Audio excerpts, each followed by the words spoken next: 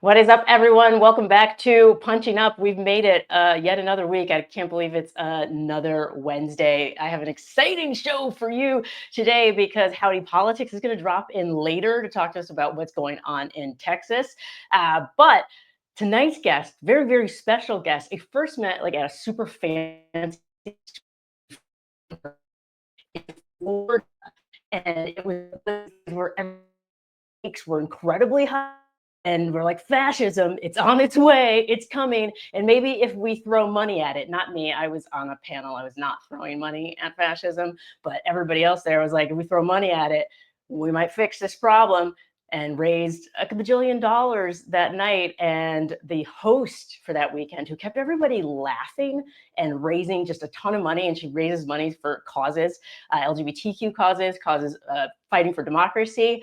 She kept us all laughing. She kept the mood high. And so I was like, you know what we need right now? We need more keeping of the mood high. So really excited that she is here with me today because I never get to talk to her. Maya May, it is so nice to see your beautiful face again and that smile in the midst of all this chaos and madness. Thank you for having me on. It is really nice to be with you and your audience. It's so nice to be with you. I was hoping it would be under like celebratory circumstances.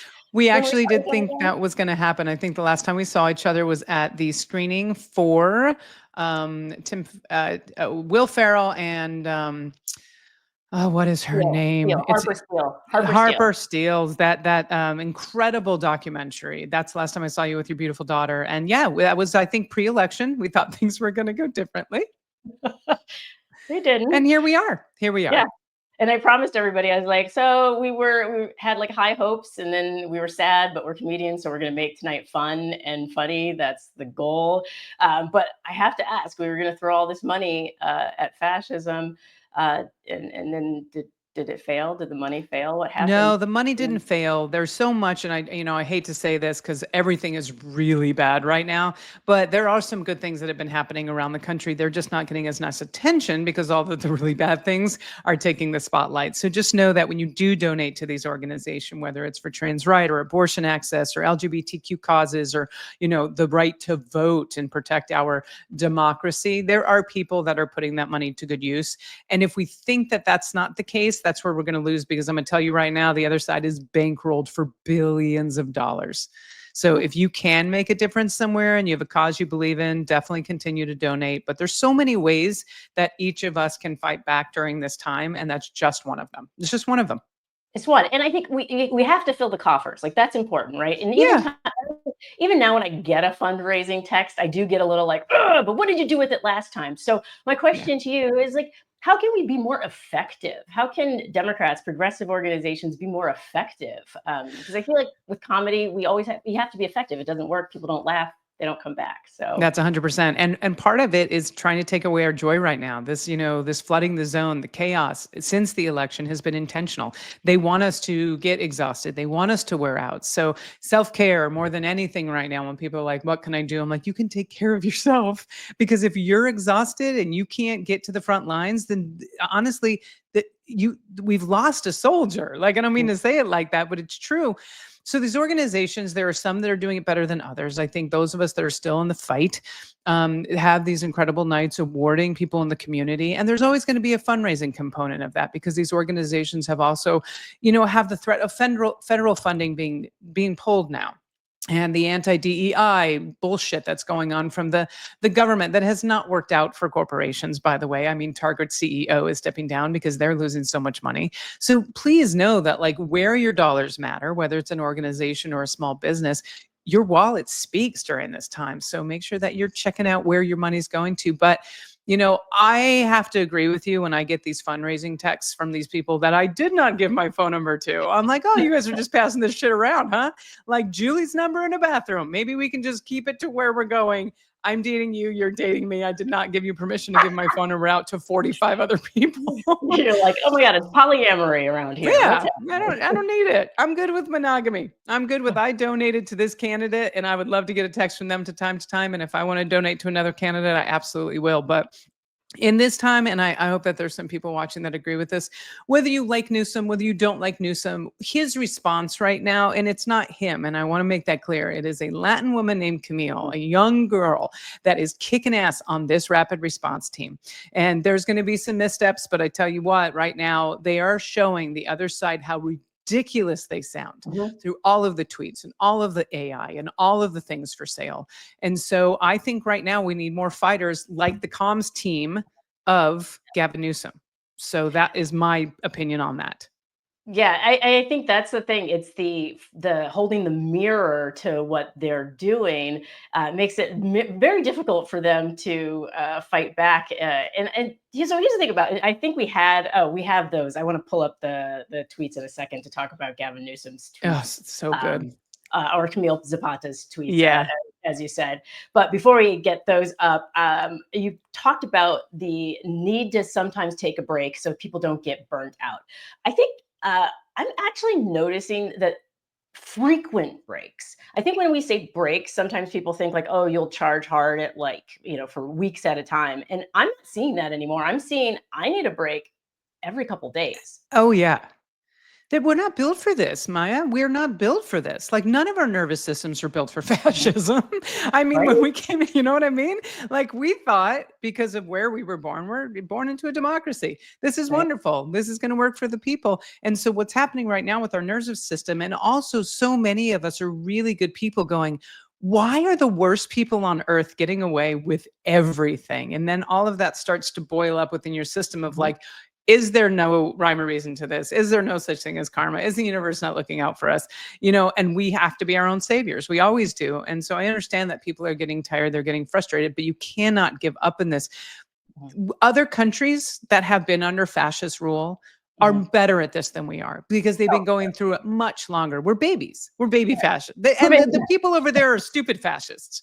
So now we're dealing with stupid fascists, and we still don't really know what to do with this because it is new to us. And I saw an interview with Kamala Harris on Colbert, and basically she was talking about she's not surprised what's happened. She is surprised by the capitulation of the people she thought would fight for our democracy. And I have to admit, I am feeling the same way. I thought there were still some Republicans that still had souls that would push back against some of these things, or, even Democrats that have rolled over in certain situations. But, I know we've got that special guest coming on in the podcast. Texas Democrats right now are really giving us a lesson on how to fight this bullshit.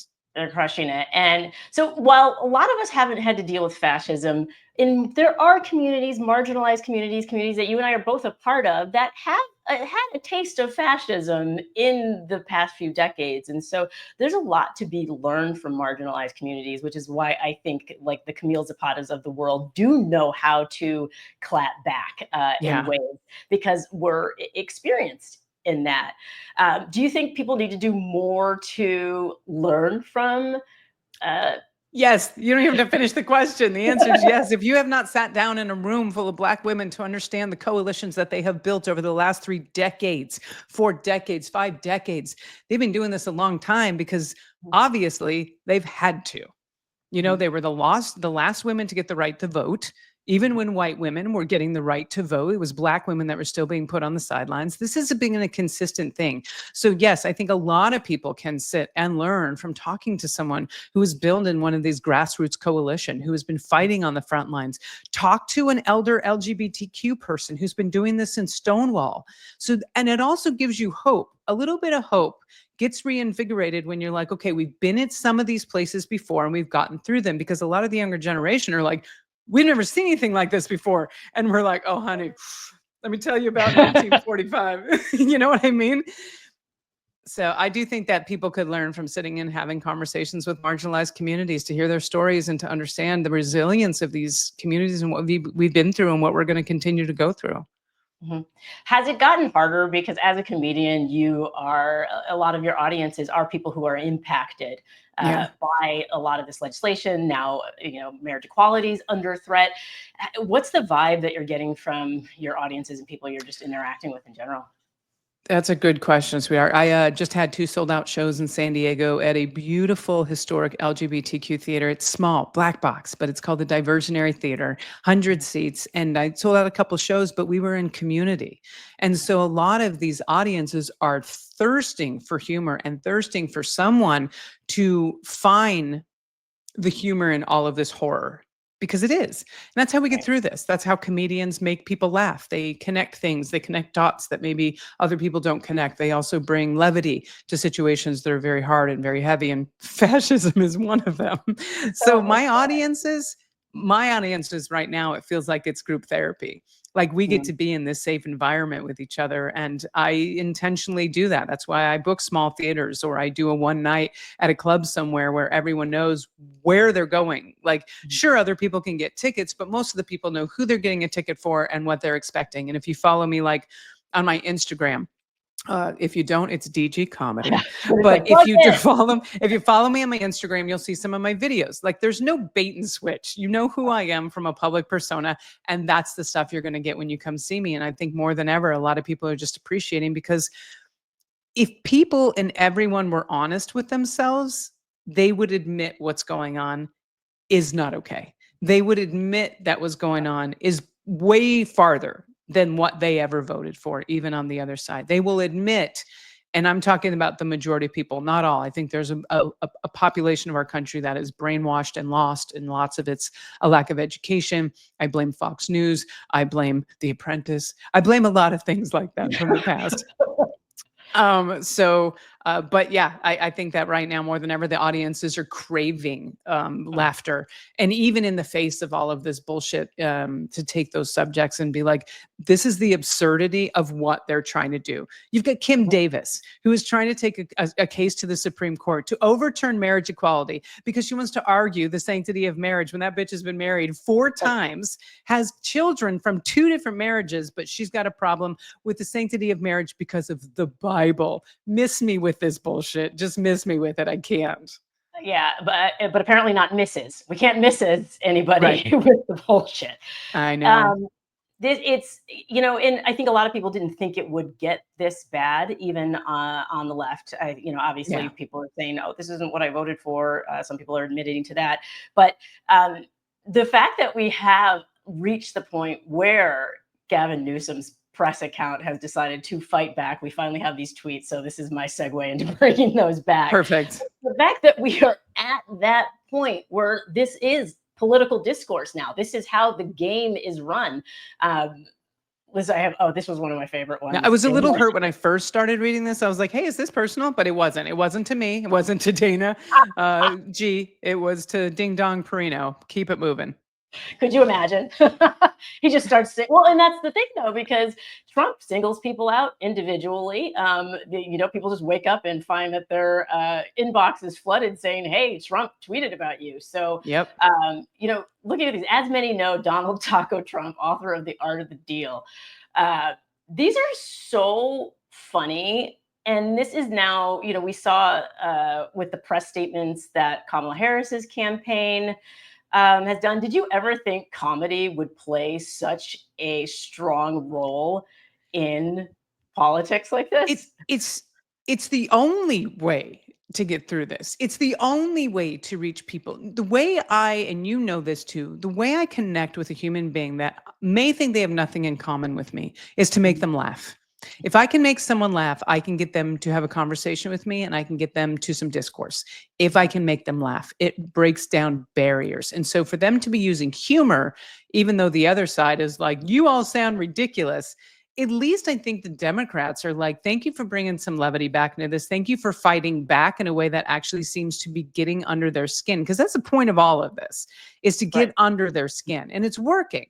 And, you hope. What's that? I was going to say very much so, but also we have Kat now. And so yes, I want to know what's going on in Texas. Back. Put it right into my veins. Kat, how are you? I don't think you want what's happening here in your veins. Oh, no. I don't think that's the vibe. Hi. Kat, it's wild. Everybody, all eyes are on Texas. You not just the everyday thing that is happening in politics. You do politics for everyday Texans, but you also give us Texas tea, the tea sometimes, the gossip, Nice. people like that. But catch us up on what is happening today, because are they doing a hearing? They're not doing a hearing. So they are on the floor right now, the Texas House. They have finished amendments and everything on the new congressional map that Republicans are jamming through. Debate's kind of done. We're just doing kind of closing statements that are allowed. That will go on for a little while longer, and then they will pass that map out of the House. The Senate has already scheduled for tomorrow morning a hearing. Normally what happens is, so like right now it's called the second reading. So on the second reading is the first time they vote on the bill, and the third reading usually happens the next day, so tomorrow. But the suspicion is that the House will suspend the rules. They'll go ahead and have the third hearing immediately after, so they can fully pass it out of the House today. The Senate can have their hearing with it tomorrow morning. They can get it on the floor. So by the end of this week, we do expect this to be on the governor's desk. With it being a special session, he does have 10 days to sign it into law. As soon as he does, we do expect lawsuits to get filed. That can't really happen until he does sign it. But we do expect it to be challenged in court. We know these maps were drawn on racial lines. Republicans today on the floor were very clear. Oh, we did this on partisan, which yes, obviously. But they're making that case because legally they can. They can draw the map on partisan lines, but they cannot draw it on racial lines. But when you actually look at how it was done, how precisely they cut some of these districts, there's no way that race doesn't factor and that they haven't violated the Voting Rights Act. This map is so severe. It's probably honestly the worst racial gerrymandering that we've seen since the Voting Rights Act was passed. So I think we've got a good chance in court, but also, I wish they would have stayed gone so we wouldn't have to go through the court battle, but it's a whole other discussion. But yeah, almost all of our Democrats are back. I think we had about 9 that were not on the floor. One was on medical leave. The other 8 were quorum breakers that have not returned. They're kind of symbolically staying out today. Suspension, because it seems to really suspend tied to the I can't tell if that's my connection or if that's everyone else's, but Howdy, I just want to know, when they suspend the rules, is that something that's tied to it being, flood relief, or are they just suspending the rules just because they can? Just because they can. They did schedule this morning, finally, they did schedule flood relief legislation for tomorrow. But also tomorrow, Greg Abbott just announced he's going to have a press conference in Kerrville, which is the area that was most severely hit by these floods, to announce funding, which means that this whole time, just like we said, we didn't need a special session for funding for flood relief. He's always had power through executive order to provide this funding, and they use these families and this tragedy to hold Democrats hostage. It's unfathomable unless you actually follow what happens in Texas, and then this is just right on par for what Republicans do. Right. It is part of like independence. Dana, you can, if you have questions for Kat too. I definitely do. Oh yeah, I was going to say, so feel free to jump in. Because it's not often that we get, and just I know you guys are meeting each other for the first time, and for my audience, I'm sure a lot of you guys already know Kat, but Kat wasn't always the person who knew everything there is to know about Texas politics. Can you just tell your story real quick so that people can perhaps be inspired on how they too can get so involved that they can hop on a podcast and give people the details? I was always interested. I was like a really nerdy child that did like watch all of this, but I wasn't like professionally involved at all. And I had no background in social media. I volunteered, with different Democratic causes, but that was like as far as I went. And so I was seeing these on social media, like a lot of moms. I was on there getting news and things, and I would see a lot of people talking about federal policy and federal elections. And I was like, we really need this in Texas. And I kept trying to get someone else to do it because I didn't even know how to put captions on Instagram, didn't know how to do anything. So I was like, I am not the person to do this. But there are lots of encouragement from friends, and the fact I couldn't find anybody else to do it, I was like, all right, I guess I'm doing this. And that was 2.5 years ago. So at the start of the last legislative session is when Howdy started. Now it's grown to over 150,000 followers across platforms. I focus pretty exclusively on the Texas legislature do cover some federal policy as it relates to Texas and our lawmakers from Texas. But it's a really narrow focus, and I really try to really focus on what we can actually have an impact on, because especially during the regular session, there's like 10 bad bills a day that are going through. And I know I can't get people to call realistically on all 10 of them, but I can get them to call on 2. And so it's really picking, okay, which are the 2 that we could have an impact on, being honest with what the stakes are, whether, sometimes it's, hey, this is going to pass, we're calling to get an amendment. And I've found that they're being really honest with people. They keep making those calls, because I'm not telling them, well, if you just call Greg Abbott, he's going to decide to have a heart and he's not going to pass this bill. Ted Cruz will find his soul today if you just call 3 times. Like, I don't lie to people. And so that keeps them very engaged. And yeah, that's how it started. I'm just someone that showed up in a volunteer capacity at first and kept showing up. And then online, showed up and kept showing up, and found that there were a lot of Texans that really wanted this information, especially millennial women who, were busy. Like, I don't have time. Now I listen to hearings all day, but like, I didn't have time to like listen to a Texas House hearing all day long, but I could listen to like a quick little clip while my kids were in the bath, and like, I'm kind of testing that time for like, how long can I leave them in there before the water's cold? And now I'm like not a good mom. So yeah, like while they're playing for a little bit, I can do that. Like, no, your fingers aren't too wrinkly yet. Like, you can keep playing. I'm like scrolling on my phone. So that's kind of what Howdy is. It's to give that very quick action item. But yeah, that's kind of my. That's awesome. Thanks for being on the front lines in Texas, because we know we need it. So I do have a question. A lot of people are, got upset that the Democrats went back in general. I know you have an opinion about that, but eventually they would have had to go back to work. I think the timing was really consistent with allowing Newsom to set up all of the things he needed to in California to say, if this goes through, it's going to immediately trigger our vote on that, and we're going to take it out. And that's the thing that's different. And I think people realize this.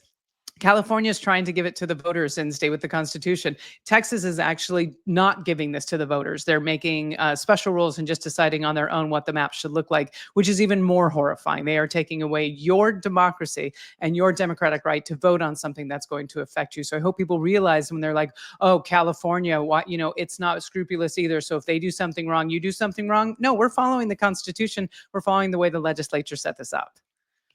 Yeah. And I think, there's very mixed opinions on whether they should have gone back or not. And there is, that California does kind of have that trigger for this, that Texas had to pass it.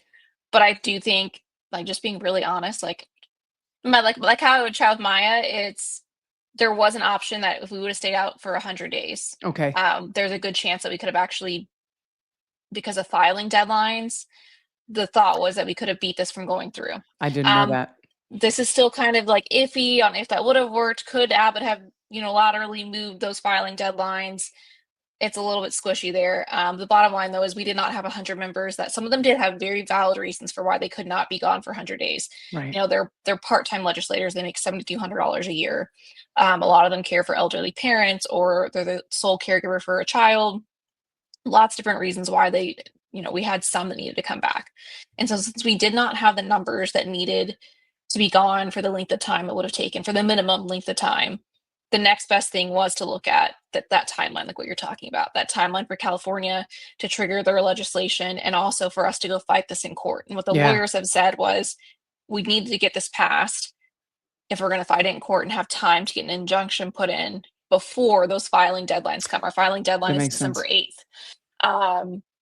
People will start filing actually like in November, but the deadline's December 8th. So those factors kind of came into play as well. And ultimately we don't know like who the members, an exact list of who wanted to come home, who wanted to stay to fight. But I am proud that they went, because there were members that didn't even want, that were like, I don't know if this is going to work, but they really listened to Texans on this. We got really loud and we said, get on the damn plane. Good. And we were so loud about it that they said, all right, like, and they got on, and they really did bring a lot of national awareness that I think even for me, because I'm in Texas, it's been hard to see like, oh, wow, this actually did make a huge difference. Right. Oh, yeah. I think all eyes are on Texas right now, Kat. And do you have time for one more question? Because I feel that frustration. And I think logistically, if they were going to leave, they should have prepared everything to be able to leave or rotate out or do whatever they needed to do to be able to, make that 100-day stand. So do you think it's a matter of people not really truly understanding the grave threat that democracy is in? Because I'm thinking, like, if we're thinking it could all come down to 5 seats in Texas, if we're thinking that could come down to them not certifying the election in 2028, if we're thinking that seriously about things, aren't we couch surfing? Aren't we bringing Mima and Papa in a van to Illinois? Aren't we coming up with ways, if we really believe democracy is in danger? Yeah, and I do believe that it is because I sat with Joaquin Castro, Congressman Joaquin Castro, and Castro is known for just being very like even toned. He's not an alarmist by any means. Very calm, even temper. And he said something where he said, almost all the Republicans that voted to certify the 2020 election are gone now. Wow. And if we lose the midterms, he said, I don't think that man is leaving the White House. And so for Castro to say that, and I'm like sitting next to him, we're like in front of people, I'm trying to keep a straight face and not be like, excuse me, I'm sorry, what did you say? Yeah. But I do believe that. But I don't want to say it's just our legislators who maybe don't see that, because I think they do see the gravity of it. I think we as Americans don't see it. Like, this was a fight that we really had to fund. My rep is in the most competitive Texas House district in the state. And we were getting slammed with opposition text messages. And she had to quickly try to raise funds to start countering that. But that money was not coming in as quickly as we needed it to. And it wasn't there ahead of time. I really hope this is a wake up call to pay attention to Texas, but for people to pay attention to their own state legislators. Give them money, like fund them. That stuff affects your everyday life. And then it also does affect federal policy, as we're seeing now. Absolutely. So I do think I think Americans needed to wake up to how serious this is. I do think if we lose the midterms, there's a chance we lose our democracy with it. I know we've been saying that for a while, but we've already seen how much of it we have. Yeah. We've seen how much it's shifted just, in the last few months. And that's with them having to worry about the midterms. So once that's gone. Yeah, I don't disagree with you. If anyone's paying attention, it's not for nothing that he paved over the garden and put the same umbrellas as Mar-a-Lago. It's not for nothing that he wants to build this ballroom. It's not for nothing that is militarizing DC. It's not for nothing that when he's talking to Putin, he's like, oh, if there's a war, we can hold the election. He's not leaving. If we don't get him out of there, he is going to be a squatter in the White House. And it's not his home, it's the people's house. We have got to do something now. Yes, and it was a beautiful people's house before. Yes, it was. I was there during the Christmas. I think probably all three of us ended up going during the Christmas holiday. It's an extraordinary place that he's already ruined. And I hope people are paying attention. And I hope enough people that do care about the democracy on the other side are like, wait, this is a step too far for me, but I don't even know anymore, Kat. I don't know if these people care anymore. I think my mom's like a really good thermometer of those people. Good. And she has been like, oh, this is concerning. I don't like this. This isn't fair. We shouldn't be doing this. And then also, like, she's very afraid that I'm going to get like sued or something because of everything that's going on with Beto. And she's like, you did a video with him getting donations. Like, they're going to come after you. And I'm like, well, Mom, if they do, I remember who you voted for. So yeah. Well, and he won bail money. They won that case, or at least there's an injunction on it, I believe. So you can let your mom know that fighting for fascism, it's against fascism, it's scary, but we can actually win if we all do fight together. And I think the country's getting a crash course in civics right now. People who didn't want to have that course are having that course. And so I think average people are starting to see, especially with not just the militarization of DC. When I look at it, Dana, I look at it, it's almost like he's fortifying it, like bringing in these troops from these friendly, I almost want to call them friendly nation states, from the Alabamas, from the Mississippis. It's feeling a lot like the movie Civil War, right? Where it's like, okay, we've got the friendlies coming in. And so I think people everywhere are starting to see that. I mean, if you got Joe Rogan even going, this is getting a little crazy, maybe you should. And we've got the governor of Virginia pushing back against, and that is a Republican. That his statement was very strong. He's like, if there's an emergency, sure, I believe in our, right in our Constitution, but there's not an emergency in DC, and I'm not going to pretend like there is one. Statements like that, I do hope it gives other, Republican governors a backbone to tell them, shove it up your ass. We're not doing this. Yeah. Yeah, more of people telling Trump to shove things up his ass, please. That would be I absolutely. mean, there's not much room with Lindsey Graham's head up there, but I bet there's room for something. They just pull it out for a second and stick something That's else right. up there. Kat, thank you so much for filling us in. I'm going to have to tap you as my Texas tea correspondent Yes. from here on forth to keep us up to date. So appreciate it. And everybody follow Kat on all of the platforms. I'm heading Where over else? there as soon as this is done. Yep. Yeah. Are you on? Oh, she's gone. All right. I think she's on. Oh, she's back. Okay. We're back. You've got a Substack, right? You've got a Substack. I do. I need to get back on it. I've got something that's already in writing to go back up. I think after our regular session ended, I was like, I'm just gonna take like a week to not do this. And then Abbott was like, just kidding. We were coming back already. And so it's just been this like whirlwind, and behind the scenes, I've been doing a lot of, I don't want to say managing other creators, but making sure creators have the information that they need and the access they need to lawmakers. And so I've really prioritized that, because it's been this moment of like strike while the iron's hot, while people are wanting to talk about my state. I'm like, yes, please, like, here, you go make the content. I don't have to make it. I'll just share yours. So, but yeah, Substack is coming back. So you can find me on Substack, and there should be something dropping tonight. So Nice. Perfect. Thank you So so much for all everybody- the work you're doing down there. It's so nice to meet you. thank you. Yeah, appreciate you, Kat. So everybody go please find her Substack and follow her there. So Dana, we're almost out of time, but I did have a couple of things I wanted to talk to you about before you go. Should we all, because I know you've done Olivia Cruz's, yeah. I have, and I've been with Olivia since 2006. 20 years with them next year. Okay, so an idea, just floating this out there, no pun intended. If all goes if all goes poorly, should we just all go live on ships? Yes. And sail the seas? Yes, the answer is yes. I think we should all chip in. Every once in a while, I see something on my Instagram come up where it's like, there's this island off of Italy that's for sale and you can make a compound. I'm like, all of us, let's go. But I do think that, and I hate to be an alarmist, but I've worked in Canada. I've opened a bank account up there because, God forbid, we have to leave. Like there are small things you can set up. There are countries that if you really feel like you're in danger here, and I know that you know this as a mother of a, and I just assume that's public. I didn't want to just say, okay, good. I didn't want to be like, oh my God, that's not my place. But as a mother of a trans child, you have a different set of fears than I do. But I have fears as a Jewish lesbian in this country. And, if anyone out there, and we won't get into this because it's so divisive, but this administration's not making it safer for Jews in this country, no matter what people think. I just want you to know that, no matter how you feel about what's going on over there, because I have a view that is very much not polarized. And we as Jews were taught empathy.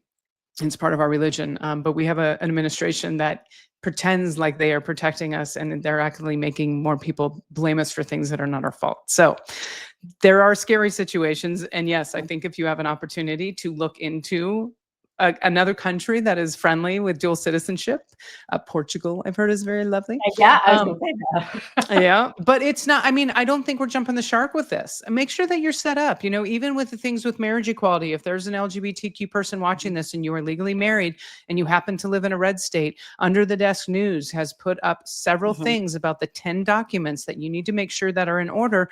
God forbid the Supreme Court comes after your marriage. There are ways to protect yourself, and there are ways to still enjoy life and have joy and still fight fascism. You've got to have this balance. Oh yeah, if you ever get a chance to go on an Olivia vacation, you should do it because they're a lot of fun.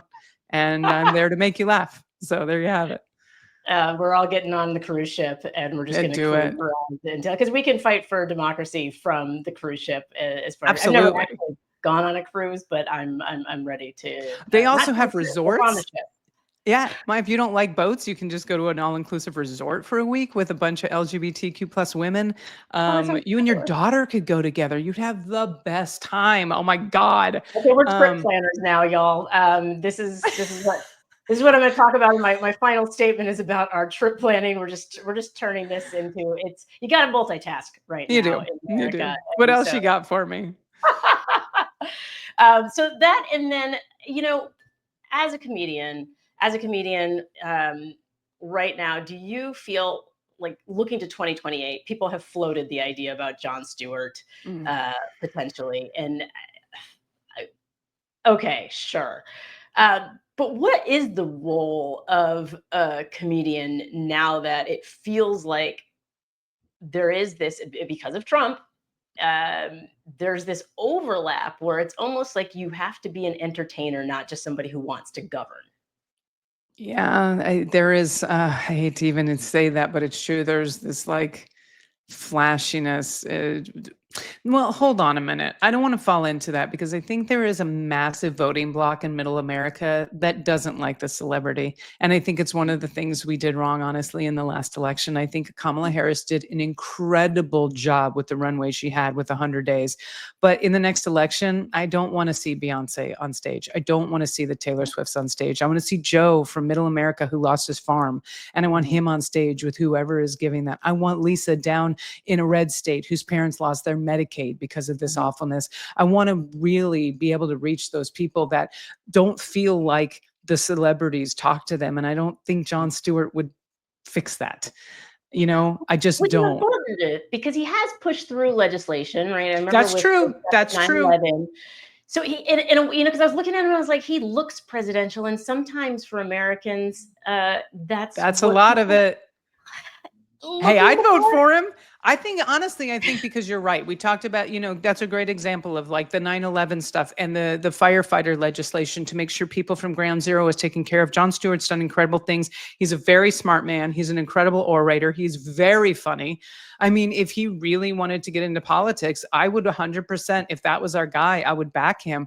But I think there's people that are like The Rock and Oprah that people are like, you should run. You know what I mean? That I'm like, maybe Maybe not them. Yeah. Well, I think at one point somebody was floating Chris Rock and The Rock, so it was like going to be The Rock and The Rock, and I was like, I mean, what are we doing? what are we doing here? I mean, good Yeah, t-shirt, sure, the I merch, but I think, you know, it's funny because back in the day, I would be like, well, I don't want to run for political office because then I can't speak my mind. I can't say the things I want to say, but that's out the window now. They can seem to say anything they want and it doesn't really matter. So I think more than ever, like if someone wants to run for public office, run for public office. If you're like, you know what, I could change that or I can do better than that. I don't care if it's a city council person. I don't care if it's a school board. Find something that you can actually make a difference. I promise you, you will sleep better at night if this has been on your mind for years going, I want to run. Go run. There's someone that will back you. And there are people that will vote for you. I promise you that. I absolutely love that this is how we are wrapping the show because this is what people need to hear is that kind of energy. No one's going to come and save us. Legislators, I think that's what I love about what we're seeing in Texas is the fact that these legislators, these Texas state legislators are just regular people. Like so they have, you know, some of them don't even have social media yet, or maybe have like 2,000 followers. These are just people who decided they wanted to contribute in their community. They have full-time jobs and this is a part-time thing that they do on the side. They care about their country and they care about their state. And they've integrated it into their life. And I think the more good people that we have doing that, who want to serve instead of take, which is unfortunately, we have so many people who enter politics at that state level because they want to get to the federal level and because they want to make a name for themselves. And it was never about service in the first place. And so this has now turned into an ad for Run for Something, y'all. Act Blue. I think they're doing good things still, but yeah, I'm run for something. Seriously, you know, we all have to have we have to play a part in this. You know, I make people laugh. I raise money. You know, you were doing incredible things with this podcast and the activists and everything that you've done with your platform to actually fight this stuff. Kat's doing the Lord's work down in Texas right now. My God. Everyone can do something, whether it's writing a check, making a phone call, making out a postcard. You don't have to sit on the sidelines. So if that's my last thought for today, just find one thing you can do that you know you're going to sleep better tonight when you put your head on your pillow, because we aren't headed toward fascism. We're in it. We're in it. Neck deep almost. So thank you for those final words, Jana Goldberg. I'm so glad that you can come on Punching Up. I love it. You are welcome back anytime. Just let me know where people can find you. Where can everybody, what are all the All socials? social media on Instagram, where I have more fun videos. Blue Sky, everything is at DG Comedy. So my initials, DG Comedy. My website's danagoldberg.com. My tour schedule on there. This week, I'm actually launching a brand new website. We've just done a whole redo on it. I love it. But yeah, you can follow me on the socials. I'll make you laugh. I'll make you think. And hopefully we'll get through this disaster together, because holy shit, we're in it. We are in it. We're going to get there together. We're going to get through it laughing, and hopefully we will win. So that is, and not just for us, but for all of America, because Democrats actually care about all Americans. I just want to say that. We do. Uh, We got a big umbrella. We have a big umbrella. Sometimes it's too big, but we've got Mhm. a big umbrella. There's a lot of rain. All A lot right. of rain. Thanks, Dana. I'll talk to you soon. Mwah. Guys, what Dana said about having a backup plan, a contingency plan, I think it's really important to do that because it also frees up working memory. There's science behind that. If you have plans for your future, if things go awry, it's not prepping for doom. It's prepping to make sure that you'll be okay no matter what happens. And so, with that means opening up a bank account in Canada or getting that second residency elsewhere, I highly recommend it. If for anything, just to have that peace of mind, because you can fight for democracy so much harder when you're not freaked out about what your future might look like either way. And you can fight for democracy for everywhere. And I think that's something that Republicans do quite a bit, which is they network internationally. So CPAC is in Hungary and CPAC goes to South America. And I don't see enough coalition building on our side where we can learn from how other people have fought for their democracies to keep their democracies. So as people are starting to become expats, I think it's important to and continue to have that conversation with other people and say, hey, what worked for you? So yeah, that's it. That's been Punching Out for this week. So glad that you could all join us. Thank you so much for your continued support. We have a lot of fun here, and I've loved having more comedians on and having pop-ins like people like Kat Vargas, Howdy Politics. So until then, take care of yourselves, make sure to hydrate, and I will see you next week.